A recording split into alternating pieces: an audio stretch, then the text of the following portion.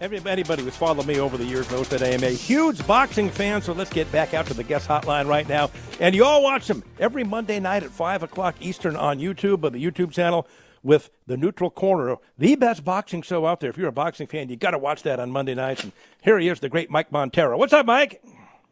Hey, what's up, Dave? How you doing, my friend? I'm very sleep-deprived since my daughter was born 7 weeks ago. But I'm very happy to be back on the air talking boxing with you, my friend. And thank God she looks like your wife. That's all I can say about yes, the lovely Jacqueline. Yes, sir. Thank God for that. Hey, I was thinking the other day, I wonder if you agree with me on this. For the last 5 years, we've all wanted, Bud Crawford and Errol Spence. That's the fight I think everybody in boxing has wanted. It hasn't happened, and it doesn't like it's going to. It reminds me of Floyd and Manny Pacquiao, where that fight, 7 or 8 years down the line. By the time that fight happened, I didn't care anymore. Floyd and I was over it. I'm starting to feel the same way about Errol Spence and Bud Crawford. If they signed today to fight, I'd say, I'm done with it. They've waited too long. Yeah, you're not alone, Dave. There are a lot of fans that feel fatigued from the negotiations between Crawford's side and Spence's side. And, you bring up the Floyd and Manny comparison. The difference there, Floyd and Manny were international superstars, as good as Spence and Crawford are. And they're both great fighters. They're fantastic fighters. Yes. They are nowhere near as big of stars as Floyd and Manny. So, look, according to my sources, that fight will happen next spring. You heard it here. It's going to happen. Good. But I don't know how well it's going to do because it's going to be pay-per-view. And as you mentioned, a lot of fans are kind of over it. And as good as they both are, you have to be a fight fan to know who they are. Like you said, Manny and Floyd were international. If you're not a guy who follows boxing closely, you probably never heard of these guys. Absolutely. Diehard fight fans, of course, they know who Crawford and Spence are. But outside of that, you mentioned Floyd. He did wrestling. He did Dancing with the Stars. Manny Pacquiao would be on Jimmy Kimmel's show singing horribly off tune, off key. But those guys were, they were crossover stars. Yep. And Crawford and Spence are just not. And Terence Crawford's fighting tonight on pay-per-view. It's a guy almost nobody's heard of. And, when he left Bob Arum, we said, that's it. The door's open now. We can make that Spence fight. And it still hasn't happened yet. Now here's, as great as he is, here's another pay-per-view against a guy nobody's heard of tonight. And, it's not making any buzz in the sports world. Yeah, listen, I've been told by multiple sources, Dave, and I have friends in the media who are there. They're giving away tickets to this thing. It's in Omaha, Nebraska, Terence Crawford's hometown. He's fighting David Avanesian. As you mentioned, he's a quality fighter, a good quality prize fighter, but most fans have not heard of the guy here in America. And this thing is going to struggle. It's going to lose so much money. I don't understand their thinking. And I put all this on Premier Boxing Champions, PBC, because as you mentioned, Dave, Terence Crawford, his last fight with Top Rank was last November, over a year ago. He has been a free agent for over a year. And PBC, Al Heyman, they have not been able to get this fight done between him and Errol Spence. It will happen next year, but it should have happened this year. Heck, it should have happened last year, Dave. Now, what's next for Canelo Alvarez? He wants a rematch with Dimitri Bivol. Bivol said, he wants to unify at 75. He's not really interested in that yet, but the money might be too good for Bivol to turn it down. Now, what weight is it going to be? They're talking about Canelo moving him down to 168 and maybe weakening him and giving him a better chance to win. I know Bivol, he says he can make 68, but would it just have to be incredible money for him to agree to that? I think, money is always part of it, right? It's prize fighting. Yeah. I've been talking to Dimitri Bivol for years. He's wanted Canelo Alvarez for so long. Finally got him in the ring this year, and really he whooped him, Dave. It was almost a shutout. He absolutely dominated that fight. And most fans really wouldn't be interested in a rematch. But there is a rematch clause in the contract, and Canelo has said he wants to force it. I think if he can bring Bivol down to 168, which is super middleweight, that makes the fight more interesting for fans for two reasons. One, as you mentioned, Bivol would be weakened, and it'd be interesting to see how he would look. Two, Canelo Alvarez is still the undisputed super middleweight championship of the world. So if Bivol were able to move down, right now he's the light heavyweight champion. If he were able to move down and be the undisputed super middleweight champion, that's huge for him. So that makes that fight pretty marketable, in my opinion. Now, Tyson Fury just had another walkover fight. Unfortunately, he's not hasn't signed to fight Oleksandr Usyk yet in a unification fight.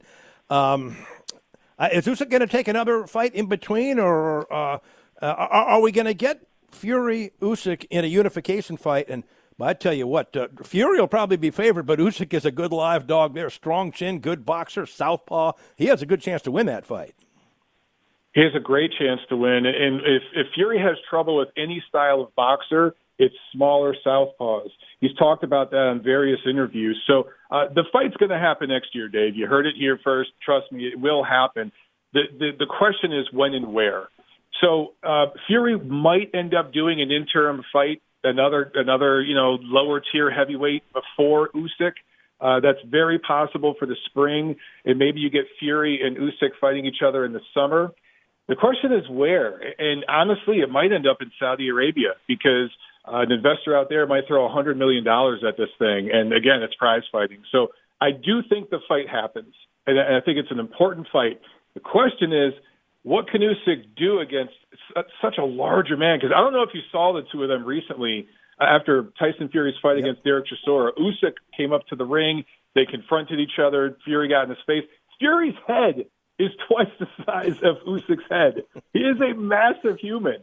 So the size difference is going to be such a spectacle to watch in this fight. I can't wait to see it.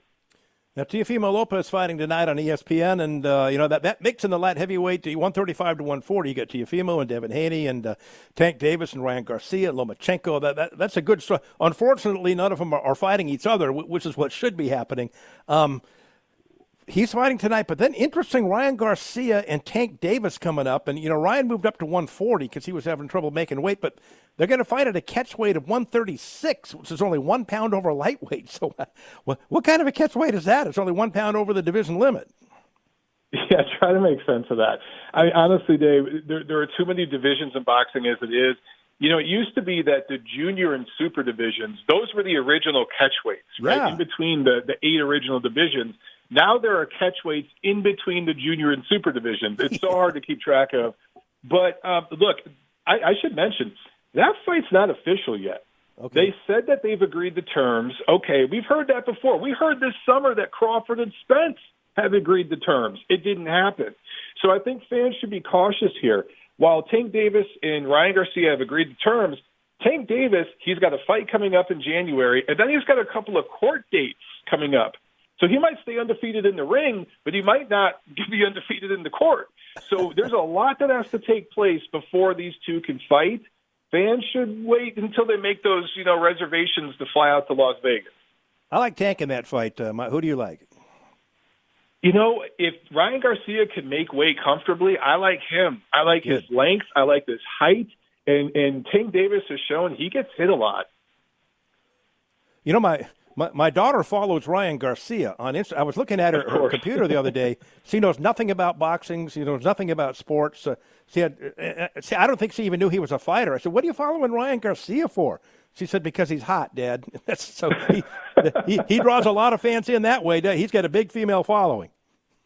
Yeah, he's kind of like Oscar De La Hoya, his promoter, in that sense, right? Oscar brought a lot of female fans into the sport. The difference with Oscar, he went to the Olympics. He got a gold medal. He got in the ring and he fought everybody from the time he was a prospect at lightweight on up. Ryan Garcia is a little behind the curve on that. He needs to get busy, get in the ring, and start fighting the top guys. But, yeah, if you go to his TikTok, his Instagram, he's a superstar. Last question, Mike. Looks like it's not official yet, but they're talking about Deontay Wilder and Andy Ruiz, who pulled off that huge upset over Anthony Joshua, and 2 former heavyweight champions here. That's an interesting fight. Now, you look at it, Andy Ruiz, a little short, fat guy, and Deontay's probably going to drop a right hand on him and get him out of there. But, Andy's got a pretty good chin, and he comes forward, and he's got fast hands. And Deontay doesn't have good balance. His legs are too wide. And we saw against Fury, he can't fight going backwards. So if Andy can survive an early right hand and, come forward and make him move back a little bit, he can win that fight. Absolutely. That fight's going to happen early next year. That's going to be on pay-per-view, probably Fox pay-per-view, and I love that matchup. For the reasons you mentioned, Dave, I mean, Wilder cannot fight going backwards. He only has one punch, and that's the big right hand. If if Ruiz can get inside of that right hand and push Wilder backwards, and Ruiz, even though he's a lot shorter, he'll be the heavier guy. That's going to be an interesting fight. If it goes past the third or fourth round, that's going to be a great scrap. That's going to be a great heavyweight scrap. I'm looking forward to it, and I'm 99% sure it happens in the spring. And if Fury wins the Usyk fight and Wilder gets and Anthony Joshua can somehow stay in the mix and get a win, Joshua Fury in England, they might have to build a second Wembley Stadium, do you think, and connect them together? Yeah. That'd be maybe the biggest sporting event in the history of England. I absolutely agree with you. Those guys have been circling around each other for years. It really doesn't matter if they win or lose their next few fights. Those two can fight at any point. It's going to do massive numbers over there. So I think that's one that the promoters know is kind of in their back pocket. Hey. But right now, look, Fury and Wilder might end up fighting for a fourth time, Dave. They're talking about that already. All right, great stuff. 5 o'clock Eastern on YouTube every Monday night, The Neutral Corner. Hey, thanks, Mike. Great talking to you again. Thanks a lot, Dave. Have a great one, brother.